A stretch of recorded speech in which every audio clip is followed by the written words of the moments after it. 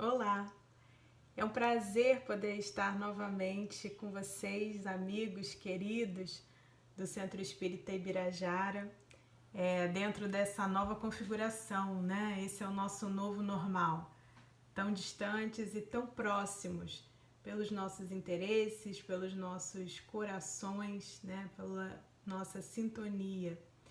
Então, dessa vez me pediram para falar um pouco sobre um tema do Evangelho. Então, o nosso objeto de estudo hoje está no capítulo 20 do Evangelho, aquele capítulo que tem o título Os Trabalhadores da Última Hora. E o tema que nós vamos tratar é a missão dos espíritas e os obreiros do Senhor. E aí vocês podem se perguntar, mas por que num capítulo chamado Os Trabalhadores da Última Hora tem um tema específico falando sobre a missão dos espíritas? Bom, então, para chegar lá no item 4, vamos passar rapidamente pelos itens 1, 2 e 3. Bom, se eu estivesse no Ibirajara, eu ia pedir um recurso especial que vocês têm, que seria a participação da Aline e do Diogo, para cantar aquela música São Chegados os Tempos, da Clara Gomes. Como eu não tenho esse recurso à minha disposição e por caridade eu não posso cantar, eu gostaria só de lembrar então a letra dessa música. Logo no início se diz o seguinte, né, a letra da música: já não há lugar onde a luz não possa alcançar. E aí o resto da música vocês conhecem, né? Mas nós vamos puxar um pouquinho dessa música um pouquinho mais pra frente. Então, se tivéssemos a voz melodiosa da Aline, do Diogo, estaríamos ouvindo aqueles acordes. Podem recordar aí. E por que eu falo isso? Porque lendo esses itens, me veio a lembrança justamente o fato de que conhecemos já bastante coisa, né? Quando diz já não há lugar onde a luz não possa alcançar, isso remete ao fato de que nós conhecemos a doutrina e que as leis divinas vêm sendo propaladas aí há muito tempo. Pensando nisso, guardando essa ideia, quando a gente chega lá no item 1 desse capítulo 20, os trabalhadores da última hora, nós encontramos uma descrição, né, então, de Jesus contando uma história, dizendo que o reino dos céus é semelhante a um pai de família que sai de madrugada a fim de assalariar trabalhadores para sua vinha. E aí ele vai encontrando ao longo do caminho algumas pessoas que podem realmente trabalhar. E ele faz um acordo logo com os primeiros trabalhadores que ele encontra. Ele promete o pagamento de 1 denário a cada um por dia e pede para que eles se dirijam então realmente à sua vinha. Mas ele continua saindo ao longo do dia e recolhendo mais trabalhadores. Então ele sai na 3ª hora, na 6ª hora, na 9ª hora e na 1ª hora. Em todos esses momentos, ele encontra pessoas ao longo do caminho e os convida ao trabalho e eles prontamente aceitam. Ele chega até a perguntar, mas já é tão tarde, por que vocês estão aí na praça sem fazer nada? E as pessoas respondem, porque ninguém nos ofereceu nenhum trabalho, ninguém nos assalariou e por isso então que nós estamos aqui. Ele fala, bom, então tudo bem, agora vocês têm uma ocupação, podem ir trabalhar na minha vinha. E aí, ao final do dia, então, ele chama lá os seus trabalhadores e pede que paguem aos trabalhadores, né? Ele chama aqueles colaboradores da sua vinha e pede para que paguem as pessoas que estiveram trabalhando ao longo do dia. Mas ele faz um pedido especial, assim, diferente. Ele pede que seja pago do o último que chegou, né? Aqueles que chegaram na 11ª hora, na 10ª hora, e vá pagando até aqueles que chegaram primeiro, né? Aqueles que foram convocados lá na madrugada. E aí ele paga igualmente a todos eles, né? A todos os trabalhadores ele paga exatamente aquele combinado do início, né? Lembra que lá no início ele fala, olha, quem for trabalhar vai receber 1 denário pelo dia. Só que aqueles que trabalharam mais e aqueles que teoricamente trabalharam menos recebem a mesma coisa. Então, um dos trabalhadores resolve questionar aquilo, né? Dizendo que, poxa, se eles trabalharam mais, talvez eles devessem ter ganhado mais que aqueles que chegaram por último ao trabalho. E aí o Senhor se surpreende, né, com aquela colocação e fala, olha, eu não estou lesando você em nada, né? Não estou causando nenhum dano. Eu estou lhe pagando exatamente o que foi combinado. E eu posso fazer do meu dinheiro o que eu quiser. Então, se eu quiser pagar o outro exatamente igual, isso só compete a mim. E aí, no final, né, Jesus relembra, então, que os últimos serão os primeiros, porque muitos são chamados e poucos são os escolhidos. E aí, na instrução dos Espíritos, a gente continua, então, buscando, né, um entendimento do porquê, né, dos fundamentos dessa história. E aí eu lembro de novo, né? Se fosse o caso, eu traria ali a Aline e o Diogo cantando, né? Já não há um coração que não carregue o germe do amor. Porque tanto no item 2 quanto no item 3, os espíritos então nos informam que a observância real, adequada, a interpretação adequada dessa história, ela é pensar que esses trabalhadores, né, que esse senhor de família é Deus, né? E que esses trabalhadores são os trabalhadores do Evangelho, são os cristãos, né? São aqueles que são chamados por Deus a fazer com que a vinha dê mais frutos, a fazer com que o conhecimento do Evangelho se expanda. E ele identifica, então, que todo mundo, né, independente do trabalho que fez, tem direito ao seu salário. Ele percebe, né, destaca que nenhum que foi convidado ao trabalho negou-se a trabalhar, e isso é algo muito importante. E ele identifica a nós, espíritas, como os trabalhadores da última hora, aqueles que vieram por último e que, apesar de terem vindo por último, não se negaram a trabalhar. E talvez e coloca como uma característica deste nosso momento, né, em que aceitamos o trabalho, essa encarnação. Olha que coisa importante, né? Então, os espíritos nos dizem que essa encarnação é o nosso aceite para o trabalho. A doutrina espírita é uma doutrina relativamente nova, né? Então, fatalmente, não tivemos nós outras experiências, outras encarnações como espíritas. Mas no momento em que, preparando o nosso reencarne, fomos convidados, veja bem, a sermos trabalhadores nesta vinha tão específica, né, que é dentro da doutrina espírita. Nós fomos chamados a uma vinha específica, o Centro Espírita Ibirajara, o Grupo Espírita Redenção, como é o meu caso, o Movimento Espírita Carioca, né, como é o caso de muitos de nós. Nós aceitamos então esse convite.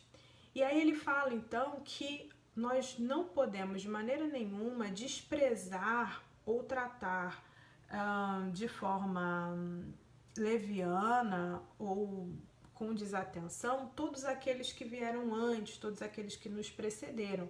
E aí nós vamos pensar, como está dito lá no próprio texto evangélico, nós vamos pensar em Moisés, né, como ele fala ali, os obreiros que chegaram na primeira hora são os profetas, Moisés, todos os iniciadores que marcaram essas etapas do progresso e que continuam a ser assinaladas pelos seus apóstolos e mártires ao longo do tempo.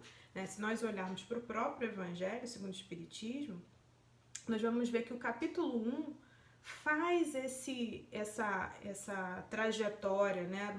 É marcado por essa trajetória histórica. Fala de Moisés, fala de Jesus, até chegar na doutrina espírita. Coloca ali de forma muito clara o valor que teve todo o movimento que Moisés fez com aquele povo, né? A questão das leis morais, a diferença entre as leis morais e as leis civis, como que aquilo preparou o terreno para a chegada do Cristo. e posteriormente para o advento do Espiritismo. Então, esses são os primeiros trabalhadores, né? São aqueles que vieram arando a terra, preparando o caminho e, de alguma forma, né, fomos nós nos preparando para esse momento diferente de trabalho.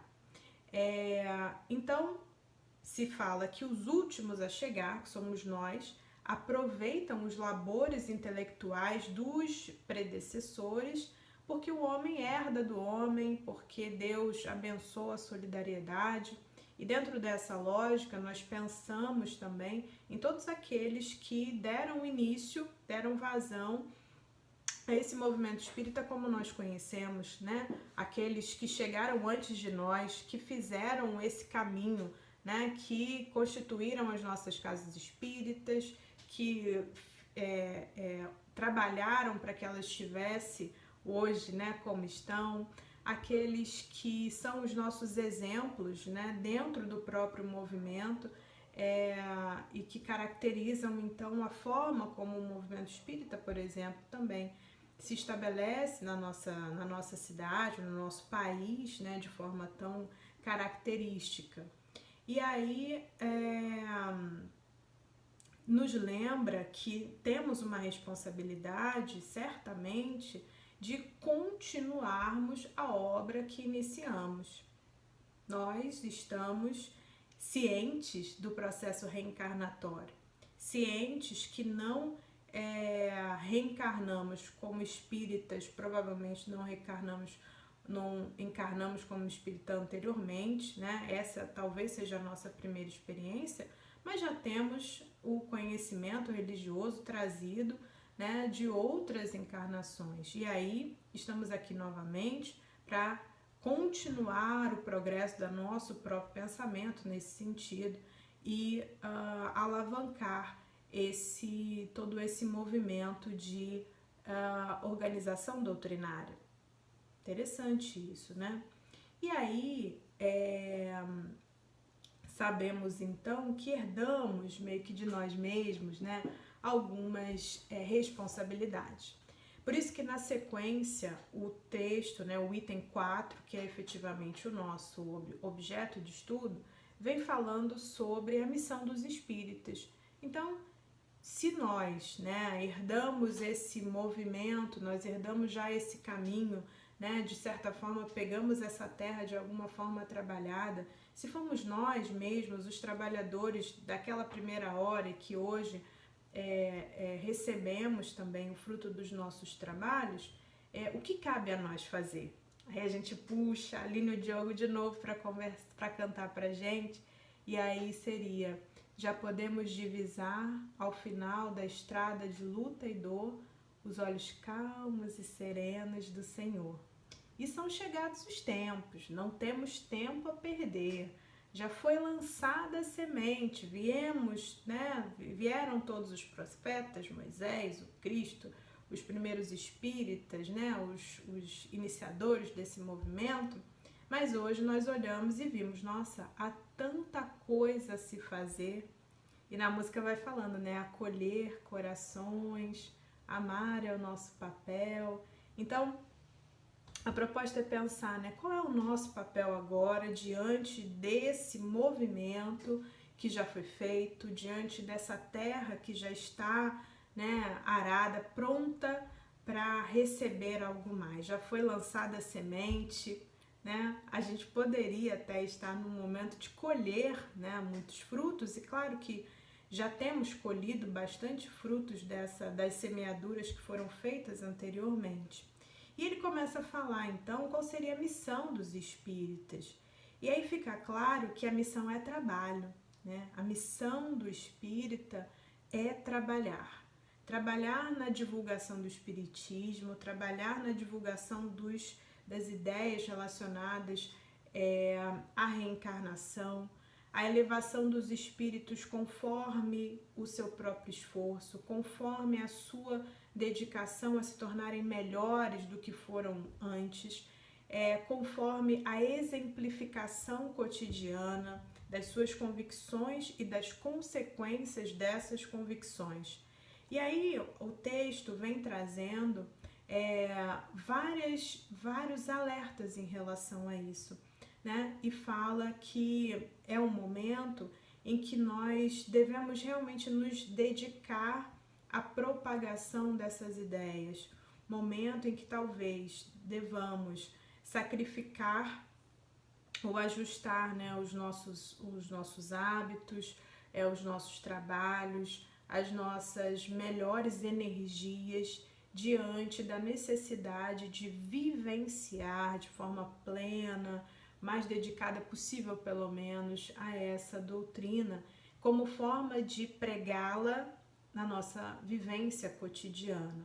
E ele fala: convosco estão os espíritos elevados.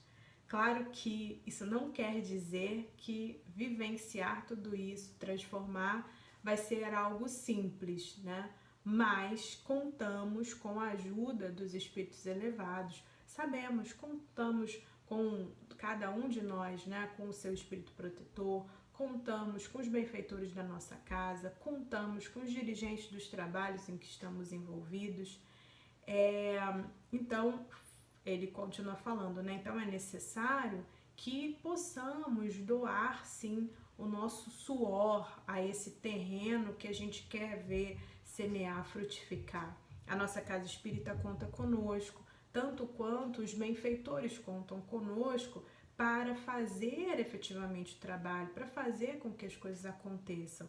É importante que nós estejamos firmes nas nossas convicções, que nós estejamos independente de pandemia, né? Independente das circunstâncias, sintonizados com a espiritualidade maior, comprometidos com o trabalho que nos cabe. Qual é o trabalho que nos cabe? O centro está fechado, mas ainda assim continuamos orando, ainda assim continuamos ligados à nossa casa, aos trabalhos que ali são desenvolvidos, mesmo que não presencialmente, continuamos dando o nosso suor, continuamos sintonizados e buscando sermos úteis, né?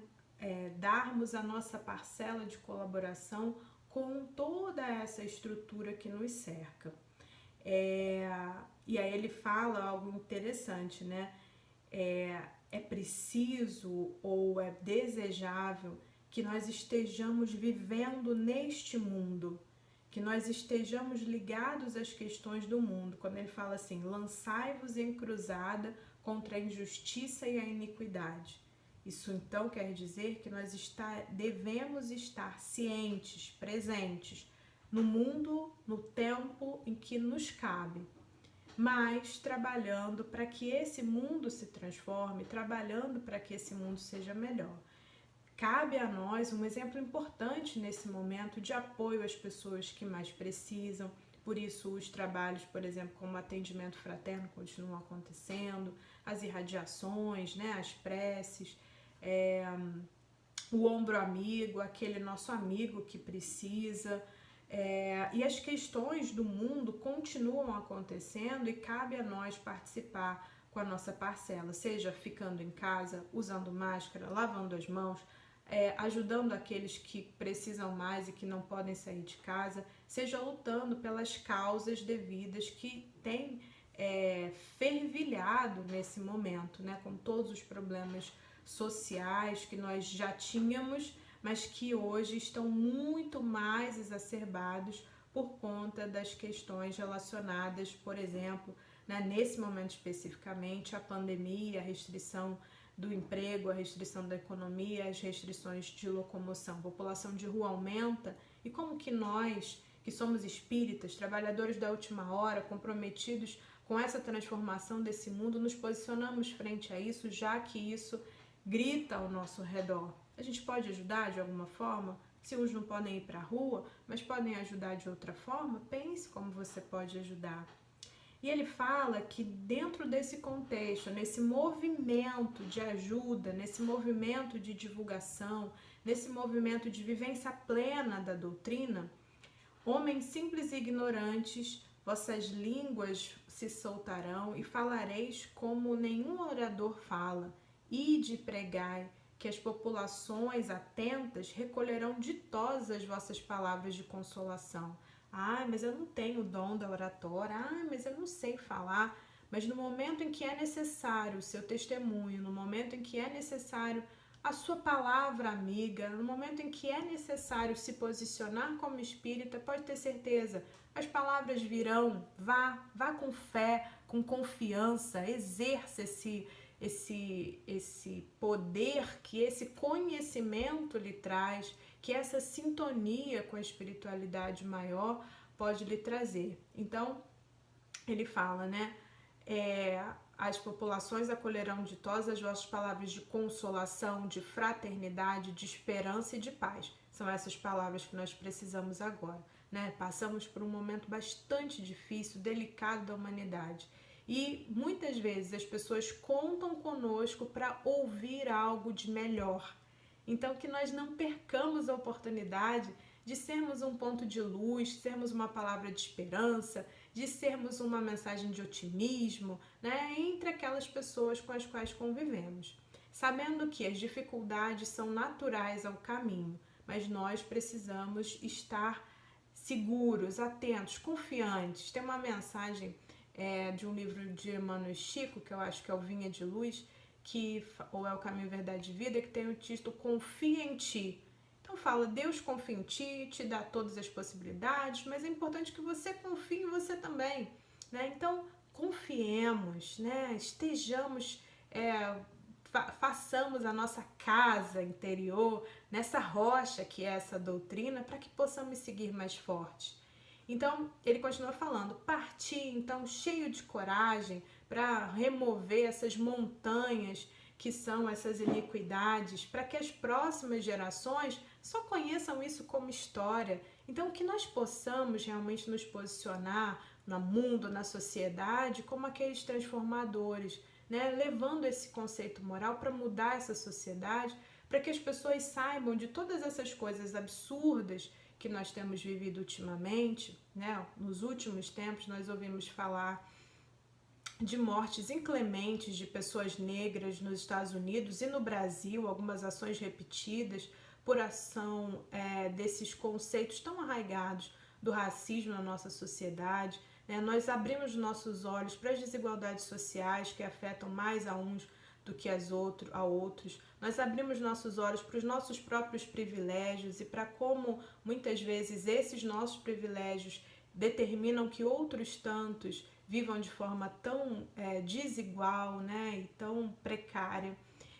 Nós vimos nos últimos tempos uma polêmica enorme porque uma menina de 10 anos foi estuprada por 4 anos e os religiosos se debateram em discutir se ela podia ou não abortar, sem acolher com generosidade, humanidade, sofrimento desta criança e da sua família. Então, que nós possamos ser essa voz diferente, que fala de amor, que fala de humanidade, que fala de cuidado, e que vai poder contar só histórias para as gerações futuras, né? Que nós possamos promover esse mundo de regeneração. Então, ele fala que durante o trabalho muita gente se perde, né? A gente sabe, a gente já ouviu lá o André Luiz falar que muita gente se compromete com a doutrina, mas ao longo da encarnação, porque esquece tudo mais, se perde no caminho. E os espíritos, então há uma pergunta ali de como que a gente reconhece aquele que está trabalhando bem. E aí eles falam, pelos princípios da verdadeira caridade que eles ensinarão e praticarão. Fiquemos atentos, né? Claro que nós temos nossas próprias falhas, nossas dificuldades, claro que nós temos assédio, né, da espiritualidade inferior, mas mantenhamos a nossa sintonia e a atenção se o nosso trabalho é capaz de produzir benefícios ao nosso redor. Dificilmente nós trabalharemos sós, nós contamos uns com os outros. Esse trabalho, como disse lá no início do capítulo, ele tem a característica da solidariedade. Ele tem a característica de contar com os braços daqueles que vieram antes e é muito importante contar com esses que caminham conosco. Então, que nós saibamos ser trabalhadores, que nós saibamos caminhar juntos, independente das nossas divergências, porque muitas vezes na casa espírita nós encontramos também aqueles nossos desafetos do passado, aqueles com os quais nós discordamos, mesmo dentro do movimento religioso, como uma oportunidade de reajuste. Fazemos reajuste também no trabalho da casa espírita. Então, que nós possamos colocar o nosso amor pela doutrina, a nossa consciência, o nosso amor pela nossa casa espírita acima da vaidade, acima do orgulho, acima das personalidades e sejamos bons obreiros do Senhor. Todos nós teremos, ao final da nossa caminhada, uma bela recompensa, o nosso denário a receber no final do trabalho, mas é preciso que sejamos perseverantes. É preciso que estejamos no trabalho até o fim, até o momento de nos encontrarmos novamente com o Senhor e observarmos o resultado. Então, ele diz ali no final que Deus procede um censo dos seus servidores fiéis. Então, que nós possamos estar nessa lista e que nós possamos receber o nosso denário ao final desse processo de reencarnação. Que nós possamos abraçar ainda mais os nossos amigos. Um abraço para todos vocês, amigos do Centro Espírita Ibirajara. Que nós possamos nos fortalecer nesse momento, contando uns com os outros. E que nós possamos sair vitoriosos, felizes conosco mesmo, por termos realmente nos comprometido com esse trabalho. Um beijo no coração de vocês. Até a próxima.